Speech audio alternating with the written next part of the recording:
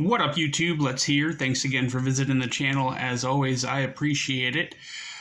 Today, I've got a review for you of this gigantic, massive knife, the MIDGUARD's Messer Beowulf. It's absolutely just monstrous, and I love it, and it's great. But first, real quick, I want you guys to do me a huge favor here. It's a young lady I've been following on Instagram for quite some time now. I need you to do me a favor, go over to Instagram, give her a follow. Cutting Lace EDC at Instagram. Again, please head over there, give her a follow. She made a post, I'm not sure if it was yesterday or the day before, but she's at about 890 followers right now, I think, on Instagram, and she says as soon as she gets to 1,000, she's going to start up her own channel. Actually, she said she's already got a couple of videos recorded and ready to go to start her channel as soon as she gets to 1,000 followers on Instagram. And she's also going to do some giveaways for her own followers who follow her over from Instagram to her new YouTube channel. Like I said, I've been following this young lady for quite a while. She's got some awesome knives. She's got a lot of good uploads, and she also does sharpening. And judging by the just watching her uploads on Instagram, she does a pretty good job. She's got a lot of knives that she gets to hair whittling sharp. And so, like I said, she seems to do a very, very good job with sharpening. So I think she's going to have a lot of good content. I think it's going to be very interesting to watch. So again, you guys know that I got to where I am right now, which isn't any place, super duper awesome or anything. I have 100, almost 140 subscribers right now, which is, that's fantastic. I never thought I would get to that point, but I wouldn't have gotten there without Jimmy Slash. Most of you know that. So just trying to pay it forward. Cutting Lace EDC on Instagram. Please go give her a follow. And while you're there, might as well give me a follow as well. Let's_do-it-up at Instagram. Please, if you enjoy the video or you enjoy the channel, please just go to Instagram, give me a follow if you've not already done that. Anywho, all right, let's get into the review here. So again, this is the MIDGUARD's Messer Beowulf. It's an awesome knife. It's gigantic. It's heavy.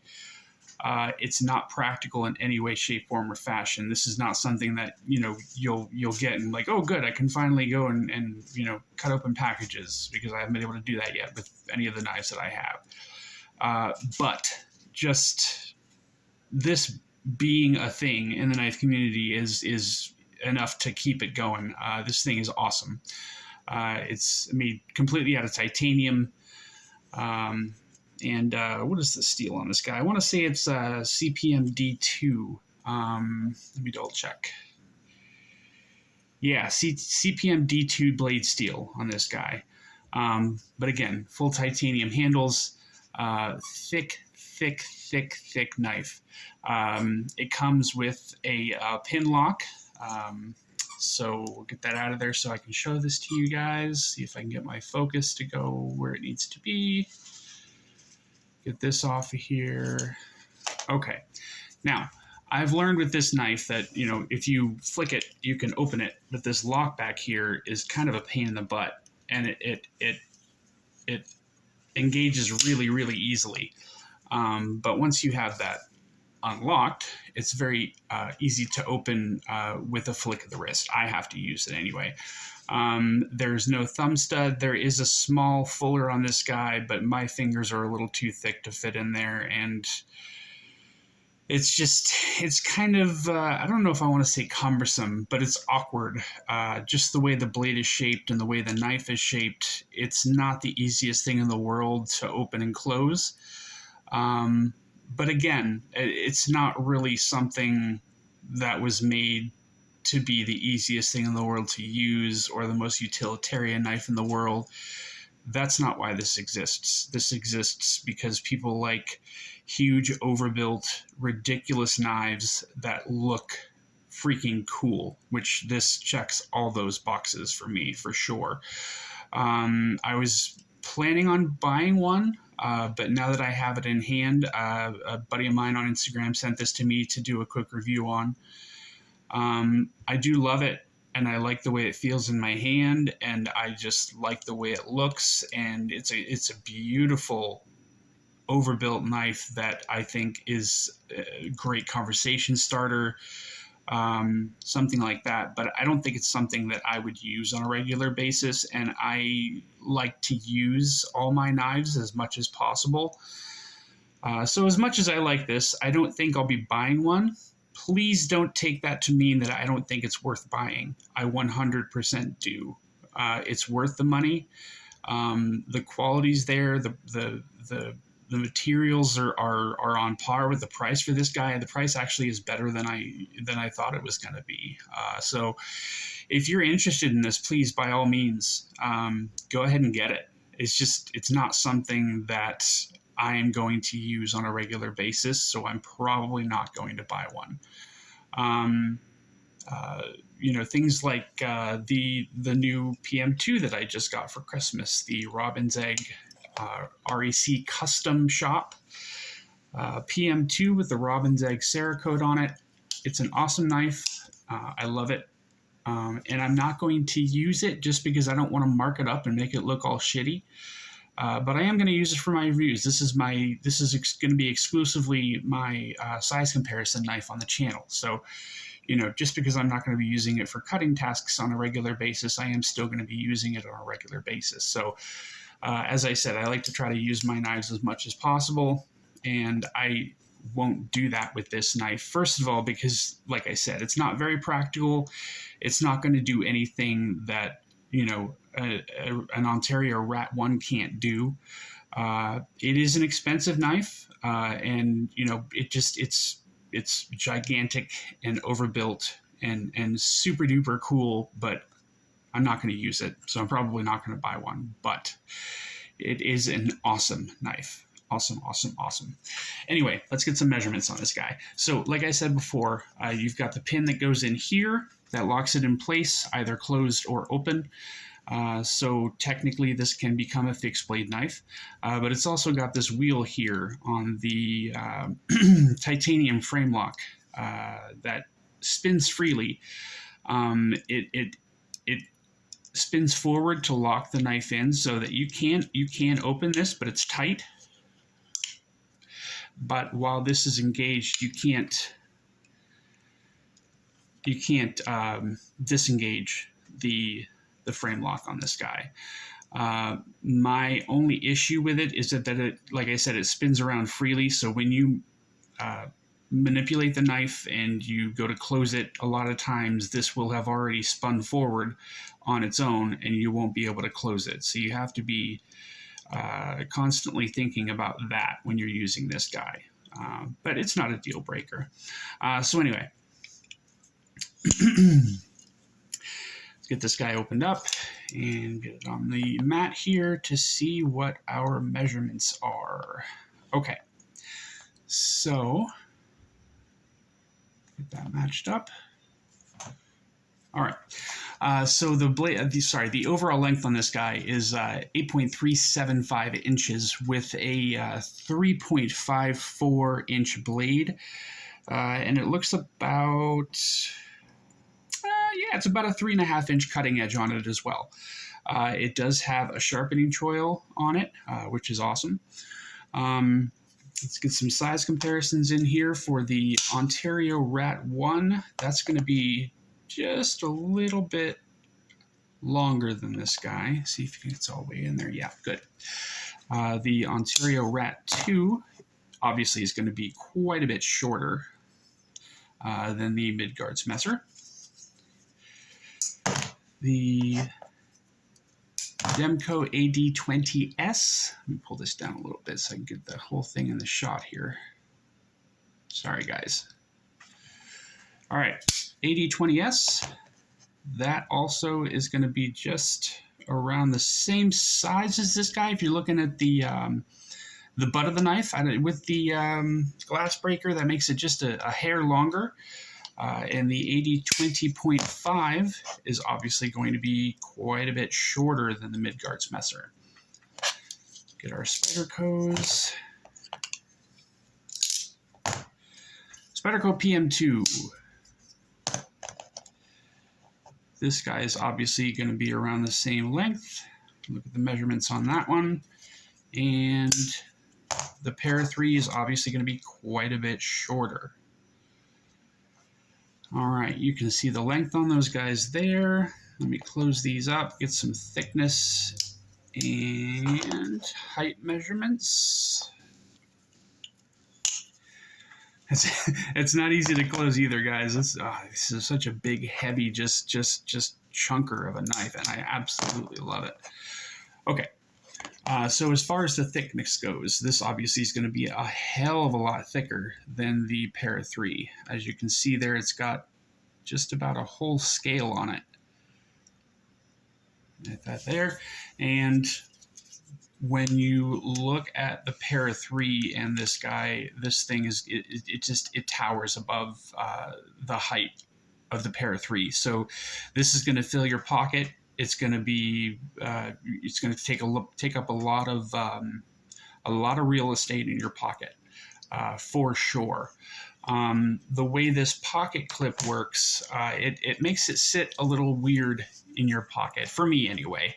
It's a little bit awkward, and I don't know if that's because of the placement of the pocket clip or the shape of it. But as you can see here, it's a very thick knife, very, very thick. Let's take a look and see what the blade stock thickness is here.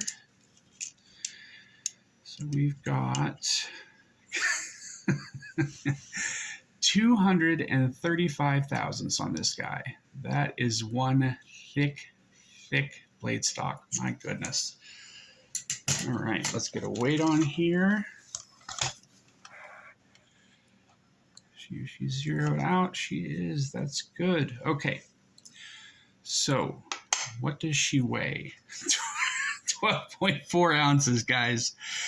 That is just a boulder in your pocket. But again, it's cool. Okay, what's next here? So we've got, for the hardware, you're going to have a T10 on the pivot on both sides, obviously. The body screws are T8s. Also, for the pocket clip, you have T8s, and these two screws here, the screw for the steel lock bar insert and the screw for this this turning lock bar lock are T6 screws for those. Excuse me. This is running on bearings, so the action is pretty good. But like I said, it's a little awkward to get your finger exactly in the right position to get this guy to open. But once you get the blade started, it's heavy enough to where it's going to open all the way. So, at least there's that. It doesn't necessarily drop shut super easily, but it does go, once you get it started, you shake it just a little bit and that'll fall shut, no problem whatsoever. There's not a lot of billboarding on the blade. The only thing you're going to have is this, the Beowulf written on both sides there. And you're also going to have the serialization. So this is 240 out of 250. There were only 250 of these made. They are currently sold out. But you guys know I try not to show knives on here too much if they're unavailable, but my buddy sent me this one to review, so obviously I'm going to review it. I don't have a problem with that whatsoever. You've got full titanium full titanium scales with no liners. You got a full titanium backspacer here. You have a steel glass breakers, skull crusher, crowd tamer, attitude adjuster, whatever you want to call it. And it's documented that this is actually treated to, I believe, 64 Rockwell. So that will definitely break glass. I don't think that'll have any problems with that whatsoever. You've got a stonewash on the blade here. It is a very smooth knife, but like I said, with the size and weight, it's just very cumbersome. But once you get used to it, it's not so bad.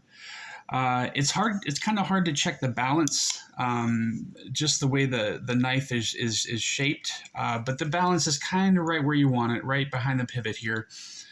So that's not terrible. You can get a full 4-finger grip on this guy with no problem. I like the way they have the jimping done here. There's kind of 2 sets of jimping here. There's this whole set right here, and then there's a little bit more jimping up higher on the blade spine here. And I think that's because when you have this in a full 4-finger grip, like I said, good enough size for your hand to fit. It's a very, very meaty boy, so it's thick. If you have small hands, this is going to be kind of hard to carry around with you and use, but you can do it. But when you're holding it just a standard grip here, that's where your finger falls on this back jimping here. You can choke up on this guy. It's got some jimping here on the back of the blade, and a little bit more jimping on the scales here. So you can just put your first knuckle right there and then kind of bear down on the rest of the knife. When you have it held in that fashion, that's where this jimping comes in. You can get a little bit more control of the blade, do a little bit more detail cutting, although I don't know why you would do any detail cutting with this guy. I will say with the blade, with the amount of belly here, this would be a really good skinner knife if you were to use it for something like that. I don't see a lot of people going out there and, killing a bear and then using this to skin it. But if you wanted to, the blade shape here would accommodate that. Just saying. I think, let's see that screw goes again, or the lock goes again, locking down the lock bar without me doing anything to it whatsoever. If I were to make a complaint about this knife, it would be that I would want this spinner lock here to be a little bit more, I don't know if compressed is the right word, just so it just doesn't spin forward so easily, and then you have to adjust it in order to be able to disengage the lock on this guy. This is obviously a hard use knife. For sure. But if you just wanted to carry this around in your pocket as a conversation piece, there's absolutely nothing wrong with that, as long as you choose your audience carefully. If you're around a whole bunch of people, Mormons, whatever, people that don't carry knives on a daily basis, if you whip this thing out in front of them, they're going to look at you like you've got 3 heads and probably avoid you for the rest of the day. So yeah, I wouldn't be whipping this thing out in front of people who aren't well versed in the knife community, I guess you would say. For the locking mechanism, you've got a titanium frame lock here,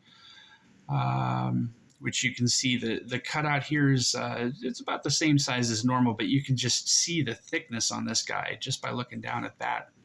This is just it's a very, very thick knife. I would check exactly how thick the scales are and everything, but I don't want to scratch up Rob's knife, so I'm not going to do that. Excuse me.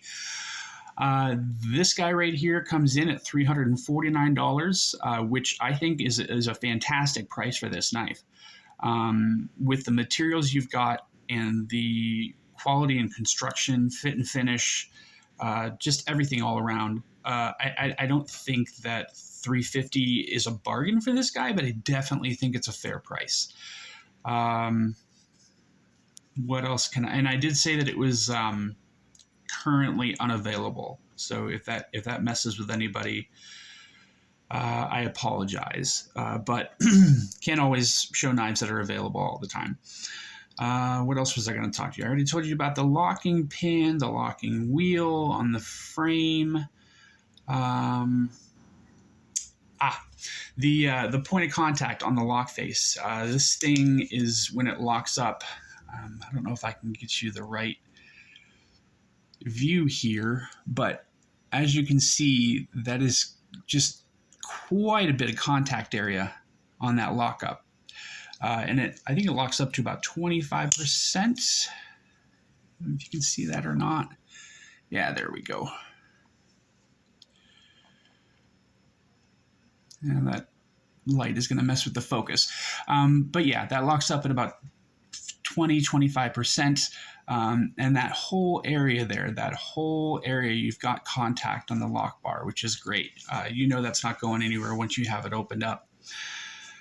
So I think that that's all I can tell you on this guy.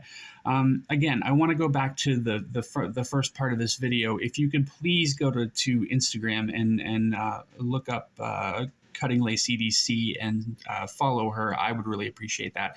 I'm excited to see the content that she's got to come out, and I'm interested to see what her channel is going to be like. So I hopefully she'll be able to start that up as quickly as possible. But that's everything I've got for you guys right now. I hope you enjoyed the video. If you did, please like and subscribe. I'd really appreciate that. Stay up, y'all. Take it easy.